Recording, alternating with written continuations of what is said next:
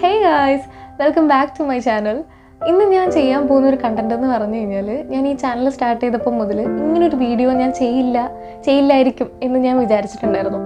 കാരണം ഞാൻ ഒരിക്കലും പ്രതീക്ഷിക്കാത്ത ഒരു ടൈപ്പ് ഓഫ് കണ്ടന്റാണ് ഞാനിപ്പോൾ ചെയ്യാൻ പോകുന്നത്. കഴിഞ്ഞ കുറച്ച് നാളുകളായിട്ട് പല കാര്യങ്ങളും കേൾക്കുമ്പോൾ വെറുതെ ഇങ്ങനെ ക്ലാസ്സിലിരുന്നാണെങ്കിലും വീട്ടിൽ ആണെങ്കിലും നമ്മളിങ്ങനെ സംസാരിക്കുമ്പോൾ ഐ ഫീൽ ലൈക്ക് നമ്മളിതിങ്ങനെ വീണ്ടും അങ്ങോട്ടും ഇങ്ങോട്ടും ഇതിനെപ്പറ്റി സംസാരിച്ചുകൊണ്ടിരിക്കാതെ it's more better to do a video about this.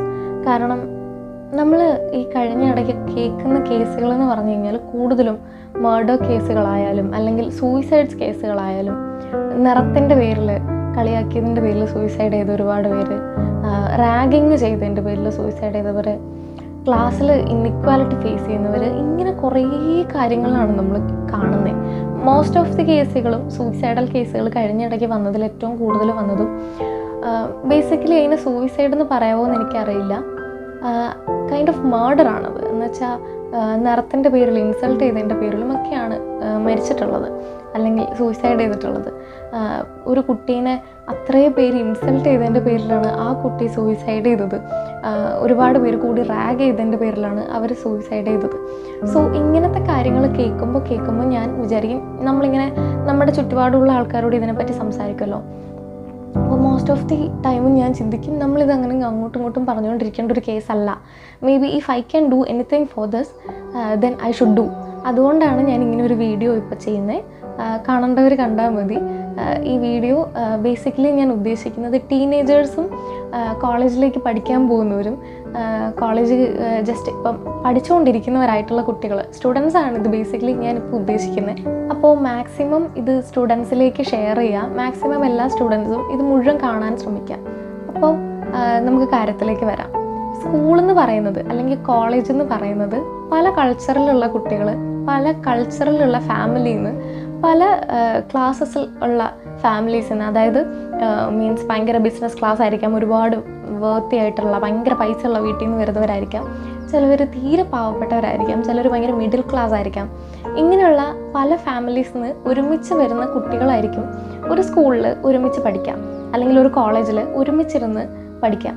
അപ്പോൾ ഇവർക്കെല്ലാം പല കൾച്ചറും പല ടൈപ്പ് ഓഫ് രീതികളും പല ടൈപ്പ് ഓഫ് സംസ്കാരങ്ങളും പല വൃത്തികളും പല മാനറിസംസും പല കളറും പല കാസ്റ്റും ഒക്കെ ആയിരിക്കാം. കാസ്റ്റിനെ പറ്റി ഇപ്പോൾ സംസാരിക്കണമെന്ന് എനിക്ക് തോന്നുന്നില്ല, അതിനെപ്പറ്റി ഇപ്പം അത്ര പ്രശ്നമുണ്ടെന്ന് I don't feel like that. അപ്പോൾ ഈ ടൈപ്പ് ഓഫ് ആൾക്കാർ ഒരുമിച്ച് വരുമ്പോൾ വരുന്നൊരു ഡിഫറൻസ് എന്താണെന്ന് വെച്ച് കഴിഞ്ഞാൽ ഒരു ക്ലാസ് അല്ലെങ്കിൽ ഒരു school is also like A family അല്ലേ. പഠിക്കുന്ന കുട്ടികൾക്കറിയാം സ്കൂൾ എന്ന് പറയുന്നതും അല്ലെങ്കിൽ നമ്മുടെ ക്ലാസ് എന്ന് പറയുന്നതും is A kind of family.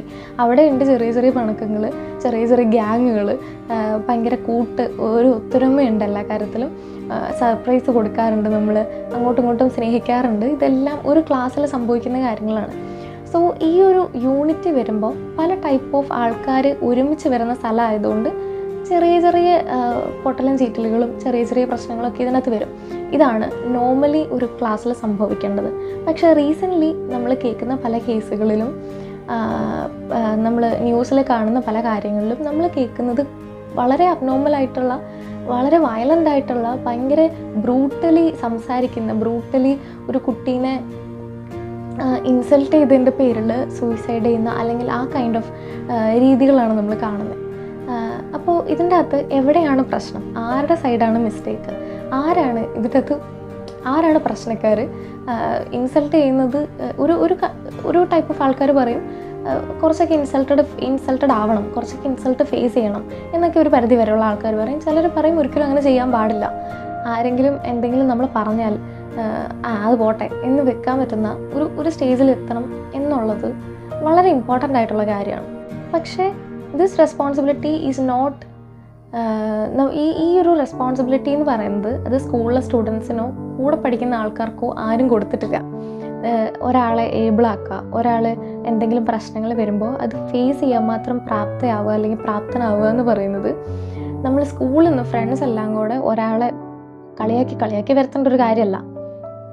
പകരം അത് അത് ഓട്ടോമാറ്റിക്കലി വരണ്ട, അല്ലെങ്കിൽ അത് ചെറുപ്പത്തിൽ അവർക്ക് ജനറ്റിക്കലി കിട്ടണ്ട, അല്ലെങ്കിൽ അവരുടെ സൊസൈറ്റിയിൽ നിന്ന് തന്നെ പഠിക്കേണ്ട ഒരു കാര്യമാണ്. അവരുടെ സൊസൈറ്റിയിൽ ഇൻക്ലൂഡഡ് ആണ് സ്റ്റുഡൻസും അവരുടെ പിയർ ഗ്രൂപ്പിലുള്ള ആൾക്കാരും. പക്ഷേ ഇൻസൾട്ടഡ് ആവുന്നത് പിയർ ഗ്രൂപ്പിൽ ഇൻസൾട്ടഡ് ആകുമ്പോൾ, അല്ലെങ്കിൽ പിയർ ഗ്രൂപ്പ് എന്ന് പറഞ്ഞാൽ സെയിം ഏജിലുള്ള ആൾക്കാരാണ്. പിയർ ഗ്രൂപ്പിലുള്ള ആൾക്കാരുടെ ഇടയിൽ നിന്ന് ഇൻസൾട്ടഡ് ആകുമ്പോൾ അവർക്ക് ഫീൽ ചെയ്യുന്നത് എന്തായിരിക്കും എന്ന് അറിയുമ്പോൾ, നമ്മൾ ഈ ഗ്യാങ്ങിലല്ല, നമ്മൾ ഈ ഗ്യാങ്ങിൽ പെട്ടവരല്ല, അല്ലെങ്കിൽ എന്തോ ഒരു ഇൻഫ്യൂരിറ്റി കോംപ്ലക്സ്, അല്ലെങ്കിൽ എനിക്ക് ഇവരുടെ കൂടെ കൂടാൻ പറ്റുന്നില്ല. നമ്മളിപ്പോൾ തന്ത വൈബ് തള്ള വൈബ് എന്നൊക്കെ പറയുമ്പോൾ, അപ്പോൾ ഞാൻ ഇവരെ പോലല്ല. അപ്പോൾ ഒരു അവരുടെ കൂടെ ആവാൻ വേണ്ടി, അവരുടെ ആ ഒരു ഫ്രണ്ട്ഷിപ്പ് കിട്ടാൻ വേണ്ടി അതിനാണ് പിയർ പ്രഷർ എന്ന് പറയാം. ഈ ഒരു പിയർ പ്രഷർ കാരണം പലരും താല്പര്യമില്ലാത്ത കാര്യങ്ങൾ അക്സെപ്റ്റ് ചെയ്യുന്നു, താല്പര്യമില്ലാത്ത പോലെ ചെയ്യുന്നു, താല്പര്യമില്ലാത്ത പല കാര്യങ്ങളും അതിനു വേണ്ടി ഫ്ലെക്സിബിൾ ആവുന്നു, അങ്ങനെയൊക്കെ.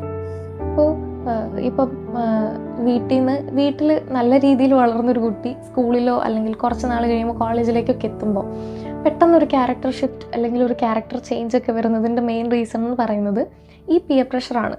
കാരണം ഫ്രണ്ട്സിൻ്റെ കൂടെയൊക്കെ ഒന്ന് ജോയിൻ ആവാൻ വേണ്ടി നമുക്ക് തോന്നിയ പോലെയൊക്കെ അങ്ങ് ചെയ്യുന്നു. അവരുടെ കൂടെ ആവാൻ വേണ്ടി ക്ലാസ് കട്ട് ചെയ്യുന്നു, അവരുടെ കൂടെ ഫ്രണ്ട്ഷിപ്പ് കിട്ടാൻ വേണ്ടിയിട്ട് കയ്യിൽ പൈസ ഇല്ലെങ്കിലും പൈസ ഇല്ല എന്ന് പറയാതെ അവർക്ക് വേണ്ടി ഒത്തിരി പൈസ ചിലവാക്കുന്നു, വീട്ടിൽ നുണ പറയുന്നു.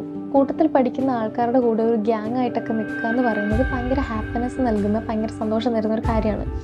അതുകൊണ്ടാണ് മോസ്റ്റ് ഓഫ് ദി ആൾക്കാരും ആ ഒരു പ്രായമാകുമ്പോൾ വഴിതെറ്റിപ്പോയി, അല്ലെങ്കിൽ ഈ ഒരു കാര്യത്തിൽ പെട്ടെന്ന് ചേഞ്ച് വന്നു എന്നൊക്കെ വരുന്നത്. ഈ ഒരു പ്രായത്തിലാണ് കൂടുതൽ ആൾക്കാരും ഡ്രഗിന് അഡിക്റ്റഡ് ആവുക, അല്ലെങ്കിൽ ഫസ്റ്റായിട്ടൊന്ന് ടേസ്റ്റ് ചെയ്ത് നോക്കാൻ, അല്ലെങ്കിൽ ഒന്ന് ട്രൈ ചെയ്ത് നോക്കാൻ എന്നൊക്കെ പറഞ്ഞ് ഇതിലേക്കൊക്കെ ഒന്ന് പോവാം. അപ്പോൾ ഞാൻ പറഞ്ഞു വരുമ്പോൾ ചിലപ്പോൾ ഇത് ഉപദേശം പോലെയൊക്കെ ഫീൽ ചെയ്യുമായിരിക്കും, പക്ഷേ ഇതാണ് ദ റിയാലിറ്റി. അന്നേരം ഒരു പിയർ പ്രഷർ വരും. അപ്പോൾ ഈ ഒരു പ്രഷർ മാനേജ് ചെയ്യാൻ വേണ്ടി ഇവർ ലൈഫിലെ പല കാര്യങ്ങളോടും കോംപ്രമൈസ്ഡ് ആവും. അപ്പം അത് അവരുടെ ക്യാരക്ടറായിട്ട് ആ ഒരു പ്രായമായതുകൊണ്ട് അത് അവരുടെ ക്യാരക്ടർ ഫോർമേഷനെ അഫക്റ്റ് ചെയ്യും. ഇതാണ് സംഭവിക്കുന്നത്. ഇതാണ് ബേസിക്കലി ഒരു ടീനേജറിൽ പെട്ടെന്നുണ്ടാകുന്ന മാറ്റത്തിൻ്റെയൊക്കെ ഒരു ബേസിക് ആയിട്ടുള്ള കാരണം. ഇനി ഞാൻ ഈ കളർ ഡിസ്ക്രിമിനേഷൻ്റെ കാര്യത്തിലേക്കും ഒക്കെ വരാം. ബേസിക്കലി ഈ കളർ എന്ന് പറയുന്നത്, ഇപ്പം ഞാനൊരു മീഡിയം സ്കിൻ ടോൺ ആയിട്ടുള്ള ഒരാളാണ്, ഞാൻ ഭയങ്കര ഫെയർ അല്ല.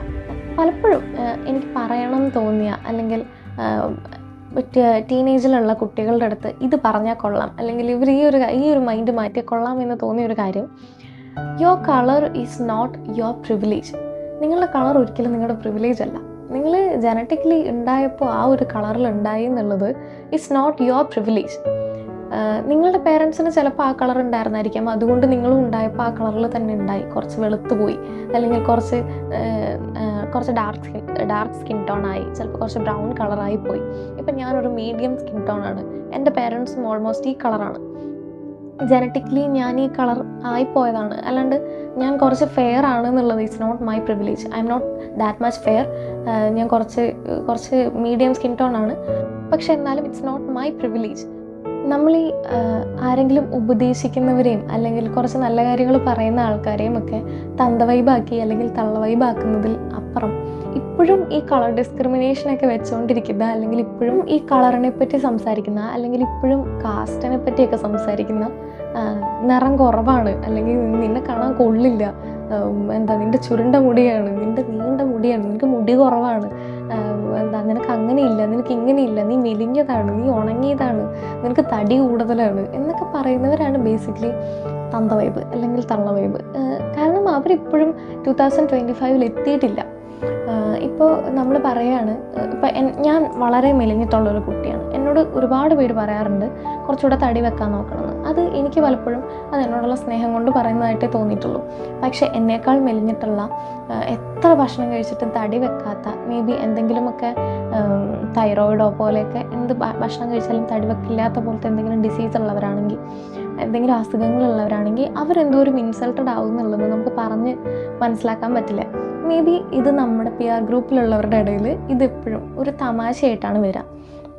എന്തെങ്കിലും പറയുമ്പോൾ ഡുണ്ടൂന്ന് വിളിക്കുക, അല്ലെങ്കിൽ തടിയാന്ന് വിളിക്കുക, ഗുണ്ടൂന്ന് വിളിക്കുക, കൈൻഡ് ഓഫ് വേർഡ്സ്. ഞാൻ ഈ പറയുന്ന വേർഡ്സൊക്കെ ആണോ യൂസ് ചെയ്യുന്നത് എനിക്കറിയില്ല, വേറെ പല വേർഡ്സും യൂസ് ചെയ്യുമ്പോൾ അതൊരു തമാശയായിട്ടായിരിക്കും അന്നേരം അത് പോർട്രേ ചെയ്യുക.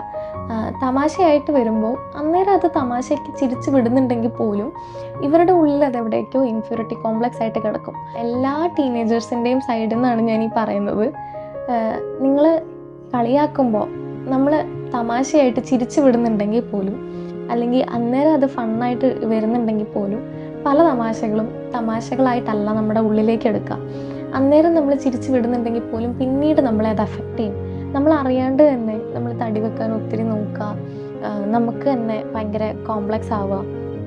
ഞാൻ പലപ്പോഴും സാരി ഉടുക്കുമ്പം എന്നോട് പലരായിട്ട് പറഞ്ഞിട്ടുണ്ട് കാണാൻ കൊള്ളില്ല സാരി ഉടുക്കുമ്പോൾ എന്നുള്ളത്. അത് ഡയറക്റ്റ്ലി അല്ല, തമാശയ്ക്കായിട്ട് പറയുന്നുണ്ട്, കോലയിൽ തുണി ചുറ്റിയ പോലെ ഉണ്ട്, അങ്ങനെ ഇങ്ങനെയൊക്കെ പറയാറുണ്ട്. അപ്പം ഞാനും അത് ആ ടൈമിൽ തമാശയായിട്ടേ വിട്ടിട്ടുള്ളൂ, ചിരിച്ച് വിട്ടിട്ടേ ഉള്ളൂ. പക്ഷേ ഇപ്പോഴും ഞാൻ പറയാം, എന്നോടിപ്പോൾ സാരി ഉടുക്കാൻ പറയുമ്പോൾ പോലും, അല്ലെങ്കിൽ ഒരു ഫംഗ്ഷന് എന്തെങ്കിലും ഒരു പരിപാടിക്ക് സാരി ഉടുക്കാൻ പറയുമ്പോൾ ഞാനായിരിക്കും അവരോട് പറയാം ഞാൻ സാരി ഉടുത്താൽ കോല ചുറ്റിയ പോലെ ഇരിക്കും. അത് എനിക്ക് തോന്നുന്നത് ഞാനായിട്ട് എൻ്റെ തലയിൽ കയറ്റിയൊരു കാര്യമല്ല, പലരായിട്ട് പറഞ്ഞ് ഫണ്ണായിട്ടാണെങ്കിൽ പോലും എൻ്റെ തലയിൽ കയറിപ്പോയൊരു കാര്യമാണ് ഞാൻ സാരി ഉടുത്താൽ കൊള്ളില്ല എന്നുണ്ടായിരുന്നത്. ഈ പറയുന്ന ഓരോ ഡയലോഗുകളും, എന്താ കോല തുണി ചുറ്റി പോലെ ഉണ്ട്, അല്ലെങ്കിൽ നീ വരുമ്പോൾ ഉരുണ്ടുരുണ്ട് വരണ പോലെ ഉണ്ട് എന്നൊക്കെ പറയുമ്പോൾ, ഇതുപോലെ ഈ ടൈപ്പ് ഓഫ് കമൻസ് ആയിരിക്കില്ല കോളേജിൽ നിന്ന് കേൾക്കുക. കുറച്ചുകൂടെ ഭീകരമായിട്ടുള്ള, കുറച്ചുകൂടെ ഹാർഷായിട്ടുള്ള ഡയലോഗ്സ് ആയിരിക്കും, കുറച്ചുകൂടെ ഹാർഷായിട്ടുള്ള വേർഡ്സ് ആയിരിക്കും. അപ്പോൾ ഇത് അന്നേരം എല്ലാവരും ചിരിച്ചു വിടുമെങ്കിലും, ഈ കേൾക്കുന്ന ആളടക്കം, ഇൻസൾട്ടഡ് ആവുന്ന ആളടക്കം ചിരിച്ചു വിടുമെങ്കിലും, പിന്നീട് ഇത് ഇവരുടെ കോൺഫിഡൻസിനെയും ഒക്കെ നല്ല രീതിയിൽ ബാധിക്കും. മേ ബി ഒറ്റയ്ക്കിരിക്കുന്ന സമയത്ത്, അല്ലെങ്കിൽ ഒരുപാട് വിഷമം വരുന്ന സമയത്ത്, ഒരുപാട് ഡൗൺ ആയിട്ടിരിക്കുന്ന സമയത്തൊക്കെ ആയിരിക്കും ഇത് വീണ്ടും വീണ്ടും തലയിലിട്ട് വരിക, ഞാൻ ഇങ്ങനെയാണ് എന്നുള്ളത്. അപ്പോൾ നമ്മൾ എന്താ ചെയ്യേണ്ടതെന്ന് വെച്ചാൽ അങ്ങനത്തെ കാര്യങ്ങൾ പറയുന്നത് മാക്സിമം ഒഴിവാക്കുക. കാരണം നമ്മളീ പറയുന്നത് ഓപ്പോസിറ്റ് നിൽക്കുന്ന ആളെ എന്തോരം ഹേർട്ട് ചെയ്യുന്നുണ്ടെന്ന് നമുക്ക് ഒട്ടും അറിയില്ല. നമ്മൾ കാണുന്നത് ചിലപ്പം ഈ പറയുന്ന ആൾക്ക് എത്ര പറഞ്ഞാലും ഇൻസൾട്ടഡ് ആവില്ല എന്നുള്ള ചിലപ്പോൾ അങ്ങനത്തെ ഒരു ക്യാരക്ടറുള്ള ആളായിരിക്കും. അപ്പം ആൾ ചിലപ്പം എത്ര കേട്ടാലും പറയും, പിന്നെ എനിക്കൊന്നും ഇത് കൊള്ളാറില്ലല്ലോ, പിന്നെന്താ അവൻ എന്തിനാ ഇതൊക്കെ കൊള്ളുന്നത്, അല്ലെങ്കിൽ ഞാൻ അത്രയല്ലേ പറഞ്ഞുള്ളൂ, ആ തമാശയ്ക്ക് പറഞ്ഞതല്ലേ, തമാശയായിട്ട് എടുത്താൽ പോരെ എന്നൊക്കെ പറഞ്ഞാൽ പോലും ഇത് കേൾക്കുന്ന ആൾക്ക് എന്തോരം ഇൻസൾട്ടഡ് ആവും. അതേപോലെ തന്നെ കണ്ണാടി വെക്കുന്ന ആൾക്കാരെ കുപ്പി കണ്ണാടി എന്ന് വിളിക്കുക, പൊട്ടക്കണ്ണെന്ന് വിളിക്കുക, ഇങ്ങനത്തെ കാര്യങ്ങളൊക്കെ ചെയ്യുമ്പോൾ അന്നേരം ഇത് എല്ലാവരുടെയും ഇടയിൽ ഒരു ജോക്കാവുമെങ്കിലും ഈ കണ്ണ് കാണാത്തൊരു വ്യക്തിയെ സംബന്ധിച്ച് അത് ആൾക്ക് ബുദ്ധിമുട്ട് തന്നെയാണ്. ഇനി ഞാൻ പറയാൻ പോകുന്നത് ഈ കുറ്റം കേൾക്കണ ആൾക്കാരെ പറ്റിയിട്ടാണ്. ഒന്നാമത്തെ കേസ്, ആർക്കും നമ്മളെ ജഡ്ജ് ചെയ്യാനുള്ള അവകാശമില്ല. മീൻസ് ഔട്ട്സൈഡേഴ്സിന്, നമ്മുടെ വീട്ടിലുള്ളവർ നമ്മളെ പറഞ്ഞോട്ടെ, നമ്മുടെ അച്ഛനും അമ്മയും ഒക്കെ നമ്മളോട് പറഞ്ഞോട്ടെ, നീ ഇങ്ങനെ ചെയ്യണ്ട, നീ അങ്ങനെ ചെയ്തോ, അല്ലെങ്കിൽ നമ്മുടെ ടീച്ചേഴ്സ് നമ്മുടെ അടുത്ത് പറഞ്ഞു തന്നോട്ടെ, മോനെ ഇങ്ങനെ ചെയ്യുന്നത് ശരിയല്ല, അങ്ങനെ ചെയ്തോ. നമ്മുടെ ഫ്രണ്ട്സ്, നല്ല ഫ്രണ്ട്സ് നമുക്ക് പറഞ്ഞു തന്നോട്ടെ, എടി നീ ഇങ്ങനെ ചെയ്യണ്ട, നീ ഇങ്ങനെ ചെയ്താലായിരിക്കും കുറച്ചുകൂടെ ബെറ്റർ എന്നൊക്കെ സജഷൻ പറയാനൊക്കെ പറയുന്നതിലൊന്നും തെറ്റില്ല, അത് നമ്മൾ ഫ്രണ്ട്ലി എടുക്കുമെങ്കിൽ. പക്ഷേ അതിനപ്പുറമുള്ള ആൾക്കാർ നമ്മളേതെങ്കിലും ഡ്രസ്സ് ഇട്ടാൽ കൊള്ളില്ല എന്ന് പറയുന്നതിലോ, അല്ലെങ്കിൽ നമുക്ക് കളറില്ല എന്ന് പറയുന്നതിലോ ഒന്നും നമ്മൾ ഇൻസൾട്ടഡ് ആവേണ്ട കാര്യമില്ല. കാരണം ബേസിക്കലി അവരെത്ര ഫെയർ ആയിട്ട് ജനിച്ചത്, ഞാൻ നേരത്തെ പറഞ്ഞ പോലെ അവരുടെ പ്രിവിലേജ് ഒന്നുമല്ല, അവരും അങ്ങനെ ഉണ്ടായിപ്പോയി, നമ്മളും ഇങ്ങനെ ഉണ്ടായിപ്പോയി. നമ്മൾ മെഡിക്കലി നോക്കുമ്പോൾ കുറച്ച് ടാൻഡ് ആയിട്ടുള്ള Indian skin tone is healthy. ഇന്ത്യയിലെ സ്കിൻ ടോണാണ്, അതായത് എൻ്റെ പോലെയൊക്കെ കുറച്ച് ടാൻ ആയിട്ടുള്ള, കുറച്ച് ബ്രൗൺ മിക്സ്ഡ് ആയിട്ടുള്ള സ്കിൻ ടോണാണ് എന്തുകൊണ്ടും ഹെൽത്തി. അതിന് കുറേ സയൻറ്റിഫിക് കാര്യങ്ങളുണ്ട്, അതിലേക്കൊന്നും ഞാൻ പോകുന്നില്ല. അപ്പോൾ ഹെൽത്തി ആയിട്ടുള്ള സ്കിൻ ടോൺ എന്ന് പറയുന്നത് കുറച്ച് ഡാർക്കായിട്ടുള്ള, കുറച്ച് ടാൻ അടിച്ചിട്ടുള്ള സ്കിൻ ടോണാണ്. പക്ഷേ ഈ ബ്രിട്ടീഷുകാരുടെ ഇൻഫ്ലുവൻസ് ആണ് ആക്ച്വലി ഫെയർ ആയിട്ടിരിക്കുന്നതാണ് അടിപൊളി എന്നുള്ളൊരു കോൺസെപ്റ്റ്. വെളുത്തിരിക്കുന്നത് എന്തോ വലിയ കാര്യമാണെന്നും, കറുത്തിരിക്കുന്നത് എന്തോ മോശം കാര്യമാണെന്നും, കറുത്തിരിക്കുന്നതല്ല ബ്രൗൺ സ്കിൻ ടോൺ ആയിരിക്കുന്നവർ മോശം കാര്യമാണെന്നും ഒക്കെ ചിന്തിക്കുന്നത് അവരാണ് ആക്ച്വലി തന്തവൈബ് തള്ളവൈബ്. കാരണം അവരിപ്പോഴും 25 എത്തിയിട്ടില്ല.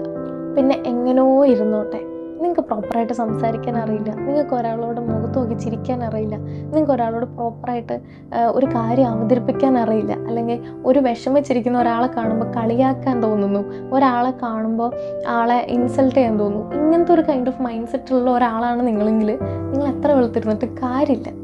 അപ്പോൾ ഞാൻ പറഞ്ഞു വന്നത് എന്താണെന്ന് വെച്ച് കഴിഞ്ഞാൽ, ഈ വെളുപ്പിലും കറുപ്പിലും ഒന്നും വലിയ കഥയില്ല. നല്ലോണം വെളുത്തിരിക്കുന്ന, നല്ല ഫെയർ സ്കിൻ ടോണിലുള്ള, നല്ല സൗന്ദര്യമുള്ള ഒരു പെൺകുട്ടി ഉണ്ട് എന്ന് വിചാരിക്കാം. പക്ഷേ അറ്റ് ദ സെയിം ടൈം ആൾക്ക് ഒരാളെ തന്നെ ആത്മാർത്ഥമായി പ്രണയിക്കുന്ന സമയത്ത് തന്നെ വേറൊരാളെയും ആത്മാർത്ഥമായി പ്രണയിക്കുന്നുണ്ടെങ്കിൽ ആളുടെ ക്യാരക്ടർ എങ്ങനെയായിരിക്കും? സോ ഞാൻ ഈ പറഞ്ഞു വരുന്നത്, കളറിലൊന്നും ഒന്നുമില്ല ഗൈസ്. ഇതൊക്കെ നമുക്കൊരു മേ ബി കുറച്ചുകൂടെ പ്രായം കഴിയുമ്പോൾ ഇതൊക്കെ റിയലൈസ് ചെയ്യുള്ളൂ. സോ ഞാനിപ്പോൾ ഇത് പറഞ്ഞു വന്നത് എന്താണെന്ന് വെച്ച് കഴിഞ്ഞാൽ, ടീനേജിലുള്ള ആൾക്കാരാണ് കൂടുതലും ഫ്രണ്ട്സിന് ഈ ഒരു ബേസിൽ കളറിൻ്റെ പേരിലും ഒക്കെ തമാശയ്ക്കാണെങ്കിൽ പോലും കളിയാക്കുക. അപ്പോൾ പിന്നെ ഹൈറ്റ് കൂടിയതിൻ്റെ പേരിൽ, ഹൈറ്റ് കുറഞ്ഞതിൻ്റെ പേരിൽ ഒക്കെ കളിയാക്കാം. ബേസിക്കലി നമുക്ക് ഒരാളുടെ ചില പ്രവൃത്തികളെ ക്രിട്ടിസൈസ് ചെയ്യാമെന്നല്ലാണ്ട് ആളുണ്ടായിപ്പോയത് ഇപ്പോൾ എങ്ങനെയാണെന്ന് വെച്ചാൽ അവരെ കളിയാക്കാനുള്ള അവകാശം നമുക്കില്ല. Basically be confident how we are looking, അല്ലെങ്കിൽ എങ്ങനെ ഇരിക്കുന്നു അതിൽ നമ്മൾ നന്നായിട്ട് ഇരിക്കുക, അത്രേ ഉള്ളൂ. ഹൈജീൻ ആയിരിക്കുക, നമ്മുടെ എപ്പോഴും നമ്മൾ ക്ലെൻസ്ഡ് ആയിരിക്കുക, എപ്പോഴും ബോഡി ക്ലീൻ ആക്കി വെക്കുക. കുറച്ചൊക്കെ ഒരുങ്ങി നടക്കാൻ ആഗ്രഹമുള്ളവരാണെങ്കിൽ ഒരുങ്ങി നടക്കുക, അല്ലെങ്കിൽ ഒരുങ്ങാണ്ട് നടക്കാനാണ് ഇഷ്ടമെങ്കിൽ ഒരുങ്ങാണ്ട് നടക്കുക, നമ്മളൊരു വൃത്തിയായിട്ട് നടക്കുക. സോ ബേസിക്കലി ഞാൻ പറയാൻ വന്നത് ഇത്രേ ഉള്ളൂ. ആസ് എ ടീനേജർ നമ്മുടെ റെസ്പോൺസിബിലിറ്റീസ് എന്ന് പറയുന്നത് നന്നായിട്ട് പഠിക്കുക, പേരൻസിന് പറ്റുന്ന പോലെയൊക്കെ ഹെൽപ്പ് ചെയ്യുക, നമ്മുടെ സ്വന്തം കാര്യങ്ങൾ ചെയ്ത് തുടങ്ങുക. ടീനേജിലേക്ക് തുടങ്ങുമ്പോൾ തന്നെ അതായത് 13-ലാണ് നമ്മൾ ടീനിലേക്ക് കയറുക. അതിന് മുന്നേ പ്രീ ടീൻ ആയിട്ടിരിക്കുമ്പോൾ മുതൽ നമ്മുടെ സ്വന്തം കാര്യങ്ങൾ, നമ്മുടെ തുണി അലക്കുക, നമ്മുടെ നമ്മുടെ ഭക്ഷണം കുക്ക് ചെയ്യാൻ മാത്രം 13 വയസ്സുള്ള കുട്ടിയൊന്നും ആവില്ലായിരിക്കും. പക്ഷെ എന്നാൽ പോലും ആ പ്രായം മുതലേക്ക് ചെറിയ ചെറിയ കാര്യങ്ങളിലൊക്കെ ഹെൽപ്പ് ചെയ്ത് തുടങ്ങുക. നമ്മുടെ സ്വന്തം കാര്യങ്ങൾ, നമ്മുടെ ചെരുപ്പ് കഴുകി വെക്കുക, നമ്മുടെ മുറി വൃത്തിയാക്കി ഇടുക, നമ്മുടെ തുണി അലക്കുക, ഇത്തരം കാര്യങ്ങളൊക്കെ സ്വന്തമായിട്ട് ചെയ്യുക. അതിനപ്പുറം നമുക്ക് ആകപ്പാടെ ചെയ്യാൻ പറ്റുന്നതെന്ന് പറഞ്ഞു കഴിഞ്ഞാൽ, as a teenager your responsibility is to study. നന്നായിട്ടിരുന്ന് പഠിക്കുക, നല്ല മാർക്ക് മേടിക്കുക. പരീക്ഷയ്ക്ക് നല്ലോണം മാർക്ക് കിട്ടാൻ വേണ്ടി മാത്രം പഠിക്കുക. ബാക്കിയുള്ളതിനെല്ലാം നമ്മൾ എക്സ്ട്രാ കരിക്കുലർ ആക്ടിവിറ്റീസിലേക്കും കുറച്ച് ആർട്സിലേക്കും, കുറച്ച് പാട്ട് പാടാനും, കുറച്ച് ഡാൻസ് കളിക്കാനും, കുറച്ച് പടം വരയ്ക്കാനും, എന്താണ് നിങ്ങളുടെ കഴിവ്. സ്പോർട്സ്, എനിക്ക് സ്പോർട്സിനെ പറ്റില്ല, ഐഡിയ ഇല്ല, അതാണ് ഞാനത് പറയാത്തത്. സ്പോർട്സാണ് നിങ്ങൾക്ക് ഇഷ്ടമെങ്കിൽ സ്പോർട്സിലേക്ക് തിരിയുക, അങ്ങനത്തെ കാര്യങ്ങൾ ചെയ്യുക. എന്താണെങ്കിലും ഫുൾ ടൈം എൻഗേജ്ഡ് ആയിരിക്കുക. ഇതാണ് ടീനേജർ ആയിരിക്കുമ്പോൾ ഒരാളുടെ റെസ്പോൺസിബിലിറ്റി. അതിനപ്പുറം ആരെയും ക്രിട്ടിസൈസ് ചെയ്യാനോ ആരെയും ഇൻസൾട്ട് ചെയ്യാനോ ഒന്നും നമ്മൾ നിൽക്കണ്ട. അത് നമ്മുടെ ലിസ്റ്റിൽ പെടുന്ന കാര്യങ്ങളല്ല.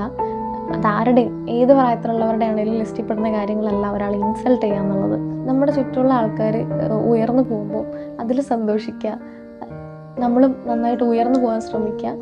ആരിലൊക്കെ എന്തെങ്കിലുമൊക്കെ പറയണ്ടേ, ആര് മൈൻഡ് ചെയ്യുന്നതൊക്കെ എന്നൊരു മൈൻഡ് സെറ്റിലേക്ക് വരിക.